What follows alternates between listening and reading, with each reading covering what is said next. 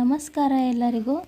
ಇವತ್ತು ನೋಡ್ರಿ ಒಂದು ಹೆಲ್ತಿಯಾದ ಮೆಣಸಿನ ಕಡುಬು ಹೆಂಗೆ ಮಾಡಿದ್ದೆ ಅಂತೇಳಿ ನೋಡ್ಕೊಂಡು ಬನ್ನಿರಿ. ಇದು ಏನಾರ ಗಂಟ್ಲ ಕೆರೆಯಾಕತ್ತಿತ್ತು ಅಂತಂದ್ರೆ, ನೆಗಡಿ ಬಂದಿತ್ತು ಅಂತಂದ್ರೆ ಈ ಥರ ಮೆಣಸಿನ ಕಡುಬು ಮಾಡ್ಕೊಂಡು ತಿಂದ್ವಿ ಅಂದ್ರೆ ಬೇಗನೆ ಕಡಿಮೆ ಆಗುತ್ತೆ. ಮತ್ತು ಬಾಣ್ತಿಯರು ಇರ್ತಾರಲ್ಲ ಅವರಿಗೆ ಇದನ್ನು ಮಾಡಿ ಕೊಡ್ತಾರೆ. ಇದು ಸ್ವೀಟ್ ರೆಸಿಪಿ. ಇದನ್ನು ಹೆಂಗೆ ಮಾಡಿದೆ ಅಂಥೇಳಿ ನೋಡ್ಕೊಳ್ಳೋಕ್ಕಿಂತ ಮುಂಚೆ ನನ್ನ ಚಾನಲ್ನ ಯಾರಾದರೂ ಸಬ್ಸ್ಕ್ರೈಬ್ ಮಾಡಿಲ್ಲ ಅಂದ್ರೆ ಪ್ಲೀಸ್ ಸಬ್ಸ್ಕ್ರೈಬ್ ಮಾಡಿರಿ. ಈ ವಿಡಿಯೋ ಏನಾದರೂ ಇಷ್ಟವಾದ್ರೆ ಪ್ಲೀಸ್ ಒಂದು ಲೈಕ್ ಕೊಡೋದನ್ನು ಮರೆಯೋಕ್ಕೆ ಹೋಗಬೇಡ್ರಿ. ಇದನ್ನು ಹೆಂಗೆ ಮಾಡಿದೆ ಅಂತೇಳಿ ಈಗ ನೋಡ್ಕೊಂಬನ್ರಿ. ಇದು ತುಪ್ಪದ ಜೊತೆ ಹಚ್ಕೊಂಡು ತಿಂದ್ರೆ ಟೇಸ್ಟ್ ಚಲೋ ಅನಿಸುತ್ತೆ. ಈಗ ಒಣ ಕೊಬ್ಬರಿ ಇರುತ್ತಲ್ರಿ, ಹಸಿ ಕೊಬ್ಬರಿ ತೊಗೋಬಾರ್ದು, ಒಣ ಕೊಬ್ಬರಿನ ಹೆಚ್ಕೊಳ್ಳೋನು. ಈಗ ಒಣ ಕೊಬ್ಬರಿ ನಿಮ್ಗೆ ಎಷ್ಟು ಕ್ವಾಂಟಿಟಿ ಒಳಗೆ ಮಾಡಾಕತ್ತೀರಿ ನೋಡಿರಿ ಅಷ್ಟು ಒಣ ಕೊಬ್ಬರಿನ ತೊಗೊಳ್ರಿ. ಮಿಕ್ಸಿ ಜಾರ್ಗೆ ಒಣ ಕೊಬ್ಬರಿ ಒಂದು ಸ್ವಲ್ಪ ಜಾಸ್ತಿ ಮೆಣಸು ಹಾಕ್ಕೋಬೇಕು. ಯಾಕಂದರೆ ಇದು ಮೆಣಸಿನ ಕಡುಬು ಐತಲ್ಲ, ಅದಕ್ಕೆ ಮೆಣಸು ಸ್ವಲ್ಪ ಜಾಸ್ತಿ ಹಾಕ್ಕೊಂಡು ಮಿಕ್ಸಿ ಮಾಡ್ಕೋಬೇಕು. ಅದನ್ನೆರಡು ಸಣ್ಣ ಆದಮೇಲೆ ಈಗ ಪುಟಾಣಿ ಇರುತ್ತಲ್ರಿ, ಆ ಪುಟಾಣಿನೂ ಸ್ವಲ್ಪ ತೊಗೊಂಡು ಇದಕ್ಕೆ ಹಾಕ್ಕೋಬೇಕು ಪುಡಿ ಮಾಡಿಕೊಂಡು.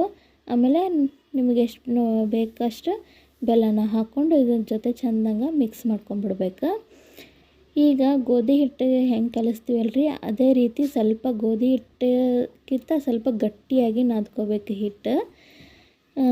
ನಾದ್ಕೊಂಡು ಒಂದು ಸ್ವಲ್ಪ ನೆನೆಯಕ್ಕೆ ಬಿಟ್ಬಿಡ್ಬೇಕು ಒಂದು 10 ನಿಮಿಷ. 10 ನಿಮಿಷ ಆದಮೇಲೆ ನೆನಿತೈತಲ್ರಿ ಅದು ಹಿಟ್ಟು, ಆವಾಗ ಈ ಕಡುಬನ್ನು ಮಾಡ್ಕೊಂಡು ಬನ್ನಿರಿ, ಮೆಣಸು ಕಡುಬು.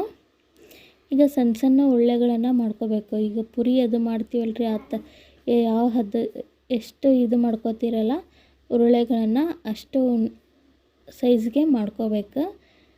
ಈಗ ಈ ಥರ ಪುರಿ ಥರ ಲಟ್ಟಿಸಿ ಇದೇನು ಸ್ಟಫಿಂಗ್ ಪೌಡ್ರ್ ಮಾಡ್ಕೊಂಡಿದ್ವಲ್ಲ ಅದನ್ನು ಇದ್ರೊಳಗೆ ಹಾಕಿ ನಿಮ್ಗೆ ಯಾವ ಸೇಪ್ ಬೇಕು ನೋಡಿಕೊಂಡು ಆ ಸೇಪ್ ಒಳಗೆ ಮಾಡ್ಕೋಬೋದು.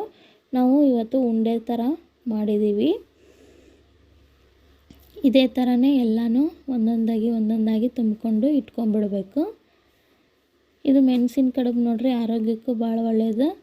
ಮತ್ತು ನೆಗಡಿ, ಗಂಟ್ಲು ಕೆರೆತ ಏನಾದರೂ ಬಂದಿದ್ರೆ ಮೆಣಸು ಜಾಸ್ತಿ ಹಾಕಿ ಈ ಮೆಣಸು ಕಡುಬು ಮಾಡ್ಕೊಂಡು ತಿಂದ್ವಿ ಅಂತಂದ್ರೆ ಜಲ್ದಿನೇ ಕಡಿಮೆ ಆಗಿಬಿಡುತ್ತೆ. ಈಗ ಈ ಥರ ಉಂಡೆಗಳ ಥರ ಮಾಡಿಕೊಂಡು ಎಲ್ಲನೂ ಇಟ್ಕೊಂಡ್ಬಿಡ್ಬೇಕು ನೋಡಿರಿ. ಈ ಥರ ಮಾಡ್ಕೊಂಡು ಇಟ್ಕೋಬೇಕು. ನಿಮ್ಗೆ ಯಾವ ಸೇಪ್ ಬೇಕು ನೋಡಿಕೊಂಡು ಆ ಸೇಪ್ ಒಳಗೆ ಮಾಡ್ಕೋಬೋದು. ಈಗ ಒಂದು ಕಡಾಯಿಗೆ ಒಂದು ಸ್ವಲ್ಪ ನೀರು ಹಾಕಿ ಅದಕ್ಕೊಂದು ಸ್ವಲ್ಪ ಎಣ್ಣೆ ಹಾಕಿ ಇದನ್ನು ನೀರು ಚೆಂದಂಗೆ ಕುದಿಯಾಕಿಡ್ಬೇಕು ರೀ.